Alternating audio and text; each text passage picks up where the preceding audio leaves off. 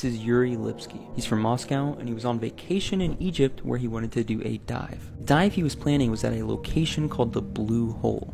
Divers will drop into the blue hole and descend 181 feet. It is there where they find something called the Arch. It's an 85-foot long tunnel, and once you swim all the way through, you get to the Red Sea. The danger is that the blue hole is very deep and you do not want to descend past the Arch. The blue hole drops around 400 feet down. Then there is a ledge and you could slip off and you could go down thousands and thousands of feet.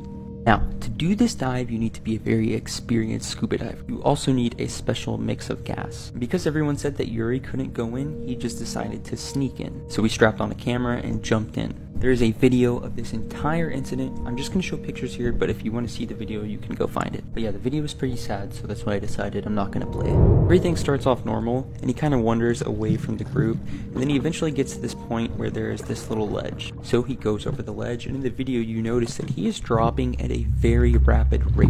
As it continues, it gets darker and darker, and it almost seems as if he's not really aware of what's going on. It doesn't seem like he's making much effort. And it starts to get really dark.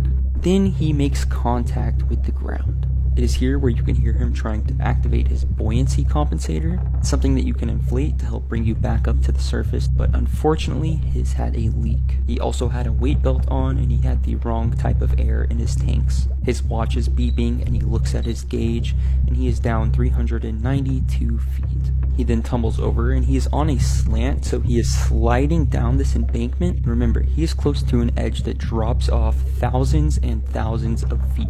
Yuri continued to struggle until everything would go still. At the depth that he was at, we can assume that he had nitrogen narcosis. And it wasn't until days later, when his family noticed he didn't return home, that they began to look for him. That's when they found him at the bottom of the blue hole with his camera running.